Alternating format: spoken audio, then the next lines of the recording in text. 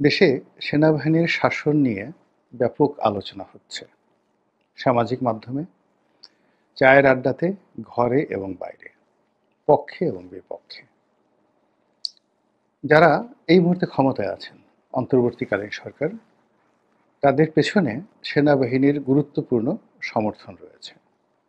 যদি এই সমর্থন যে কোনো মুহূর্তে উঠে যায়, কিংবা সেনাবাহিনী যদি একবার মাত্র বলে যে আমরা এই সরকারের কোনো কর্মকাণ্ডের সঙ্গে জড়িত নই, দায়ী নই, এবং এই সরকারের সঙ্গে আমাদের কোনো সম্পৃক্ততা নেই, আমরা কেবলই মাত্র এই রাষ্ট্রের অন্য বাহিনীগুলোর মতো একটি অনুগত বাহিনী, সরকার যা বলবে আমরা আমাদের বিধি বিধানের মতো বা আমাদের বিধি বিধানের মধ্যে থেকে যেটা করা সম্ভব সেটি করব।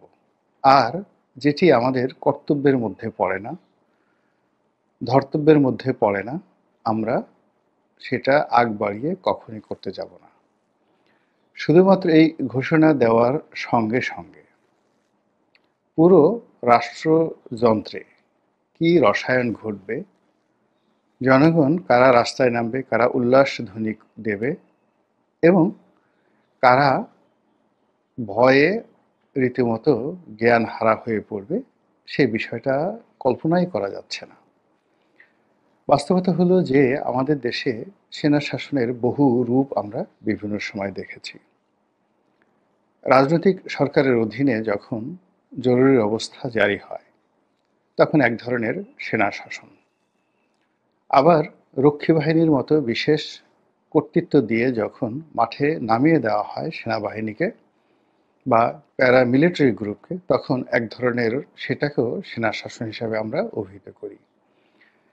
কিংবা যখন র্যাব তৈরি করা হলো, অথবা যখন অপারেশন ক্লিন হার্ট বেগম জিয়ার আমলে প্রথম করা হলো, ঠিক সেই সময়টাতেও আসলে কার্যত সেনাবাহিনীর শাসনই চলছিল রাজনৈতিক ডামাডোলের আড়ালে। আমাদের দেশে সরাসরি জিয়াউর রহমানের সাহেবের এবং হোসেন মোহাম্মদ এরশাদ সাহেবের অধীনে সেনা শাসন ছিল, এবং তারা যে সময়টি গণতন্ত্রের কথা বলে শাসন করেছেন, আসলে কার্যত সেই সময়টিকে আমরা সেনা শাসনের মতো গুরুত্বপূর্ণ মনে করি। পরবর্তীতে যখন 1/11 হলো, তখন আমরা একটা ভিন্ন ধারার, ভিন্ন মাত্রিক সেনা শাসন এই বাংলায় দেখেছি। কিন্তু এখন যা কিছু হচ্ছে, এটাকে আসলে সেনা শাসন বলা যাচ্ছে না, 1/11 বলা যাচ্ছে না, অতীতে যেভাবে যা কিছু হয়েছে তার কোনোটিও বলা যাচ্ছে না। সব কিছু চলছে, আবার কোনো কিছু চলছে না। সেনাবাহিনী ম্যাজিস্ট্রেসি পাওয়ার নিয়ে মাঠে আছে, এর চাইতে আর সেনাবাহিনীর ক্ষমতা থাকতে পারে না। কিন্তু সেই ম্যাজিস্ট্রেসি পাওয়ার থাকা সত্ত্বেও তাদের সামনে মব হচ্ছে, ক্ষেত্রে বিশেষে তারা অসহায় বোধ করছে, অনেক ক্ষেত্রে তারা বিব্রত হচ্ছে, তাদেরকে দেখলে ভুয়া ভুয়া ভুয়া বলে তিরস্কার করা হচ্ছে, এবং তারা গায়ে হাত তুলছে, তবে নিরীহ জনগণের ওপর। সত্যিকার অর্থে যারা মব সৃষ্টি করছে, সেখানে গিয়ে সেনাবাহিনী এখন পর্যন্ত কোনো কার্যকর ভূমিকা পালন করেছে এটি আসলে আমরা দেখিনি।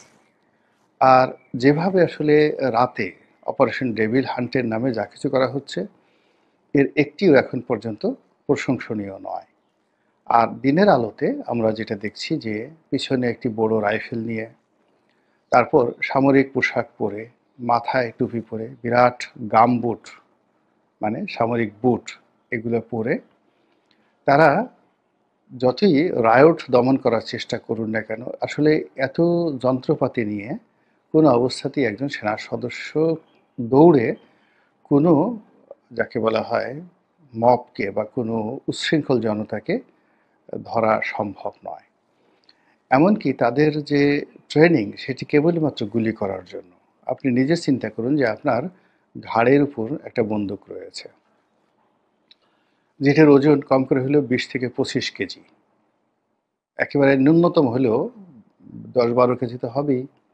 পায়ের একটা জুতো রয়েছে, দুটো জুতোর ওজন মিনিমাম 5 কেজি হবে, এর কম হবে না।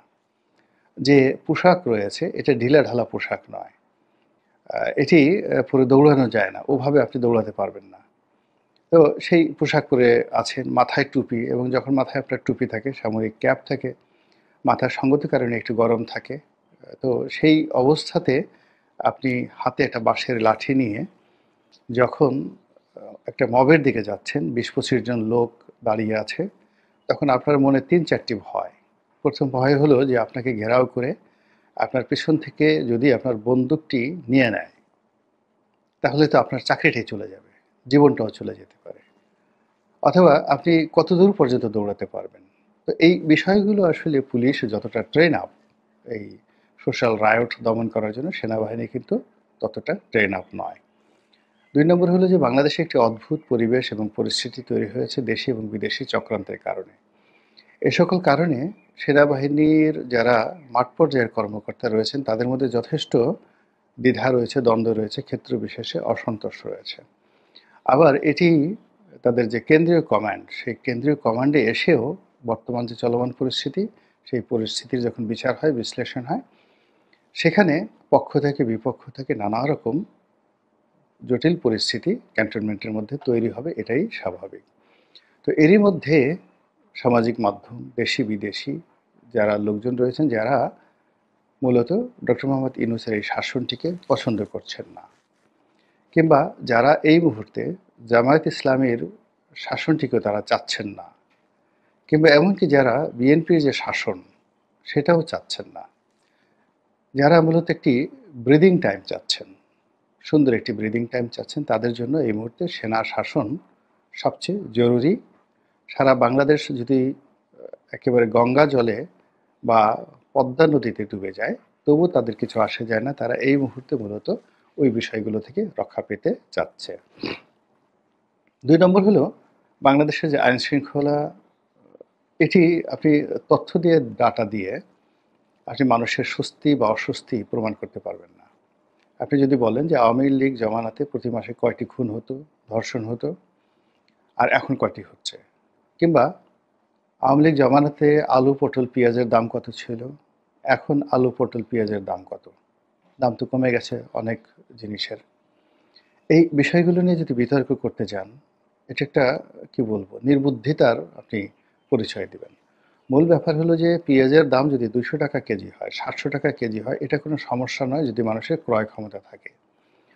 আর পেঁয়াজের কেজি যদি ৩০ টাকা হয়, তাহলে মাঠ পর্যায়ে পেঁয়াজের কেজি ১০ টাকা। এটি একটা অর্থনীতির জন্য অশনির সংকেত। এবং এই ৩০ টাকার পেঁয়াজ কেনার মানুষও যদি না থাকে, এবং সে এই অবস্থাতে বাজারে যদি পেঁয়াজ পচে যায়, এটি একটা ভয়াবহ খেলা। দ্বিতীয়ত, বাংলাদেশের পেঁয়াজের যে উৎপাদন, এই উৎপাদন খরচ কোনো অবস্থাতেই ৬০ থেকে ৭০ টাকার কমে নয়, কোনো অবস্থাতেই কমে নয়। ফলে প্রান্তিক অবস্থায় যদি আপনি ১০ টাকা দিয়ে পেঁয়াজ কিনেন, তাহলে কৃষক সেখানে কত টাকা লস করলো। এবং তৃণমূলে এই যে লস হয়ে যাচ্ছে, এটি আপনি কিভাবে সামাল দেবেন? যারা অর্থনীতিবিদ রয়েছেন, তারা প্রান্তিক এই হিসাবটি খুব ভালো করে জানেন। ফলে কিছু দ্রব্য সামগ্রী রয়েছে যেগুলোর মূল্য যদি বৃদ্ধি পায়, যেটা স্থানীয় প্রোডাক্ট, সেটা খারাপ হয় না অনেক ক্ষেত্রে। কিন্তু আমদানিকৃত পণ্য যেগুলো বাংলাদেশে রয়েছে, সেগুলোর ভেজাল হচ্ছে, সেগুলোর দাম বৃদ্ধি পাচ্ছে, সেগুলো বাজারে অ্যাভেলেবল পাওয়া যাচ্ছে না। বিশেষ করে এই মুহূর্তে আপনি যদি সয়াবিন তেলের ঘটনা মনে করেন, এই সয়াবিন তেলের মধ্যেই সরকারের সফলতা কোন পর্যায়ে রয়েছে সেটা আপনি টের পাবেন। এইবার রোজার মাসকে কেন্দ্র করে আপনি যদি শপিং মলগুলোতে যান, তাহলে দেখতে পাবেন যে কেবলমাত্র একটা বিশেষ শ্রেণী, যারা বিদেশে থাকে, বিদেশ থেকে টাকা পাঠাচ্ছে, কেবলমাত্র তারা এই সময়টিতে শপিং করতে পারছেন। কিন্তু যারা স্থানীয় ব্যবসা বাণিজ্যের সঙ্গে জড়িত, চাকরি বাকরির সাথে জড়িত, এবং নির্দিষ্ট আয়ের সঙ্গে সামঞ্জস্য রেখে যাদের জীবন পরিচালনা করতে হয়, তাদের সকলেরই নাভিশ্বাস শুরু হয়ে গেছে। ফলে এই শ্রেণীটি, যারা এই মুহূর্তে দুর্বিষহ একটি সময় কাটাচ্ছেন, তারা মনে করছেন যে বর্তমান শাসনের চাইতে সেনা শাসন তাদের জন্য গুরুত্বপূর্ণ।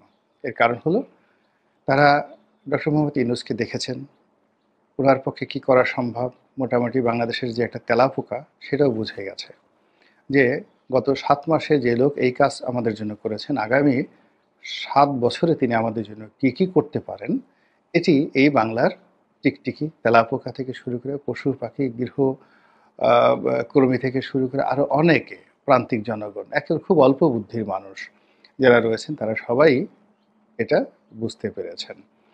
দ্বিতীয়ত, আওয়ামী লীগ যদি আবার ক্ষমতায় আসে তাহলে তারা কি করবে? তারা কি ডক্টর মোহাম্মদ ইউনূস তার যারা লোকজন রয়েছেন তাদেরকে ধরে ধরে কোলাকুলি করবেন? তাদেরকে চুম্বন দেবেন? তারপরে এই বিপ্লবের সঙ্গে যারা জড়িত তাদেরকে খুব জামাই আদর করবেন? তারা কি বিএনপির সঙ্গে বন্ধুত্ব করবেন? এই যাকে বলে আমরা ভারত থেকে এলাম, আমরা ভারতে গিয়ে বুঝতে পেরেছি যে আমাদের বিএনপি ছাড়া অন্য কোনো বন্ধু নেই। ফলে বিএনপি এই সময়টাতে আমাদের বিরুদ্ধে যে মামলা দিয়েছে, তারপরে গায়েবী মামলা দিয়েছে, কোর্ট কাছারিতে আমাদেরকে লাথি দিয়েছে, গুঁতো দিয়েছে, আমাদের উকিলদেরকে দাঁড়াতে দেয় না, চল দেয়, থাপ্পড় দেয়, কিল দেয়, ঘুষি দেয়, চাকরি বাকরি সব জায়গা থেকে আওয়ামী লীগের লোকজনদেরকে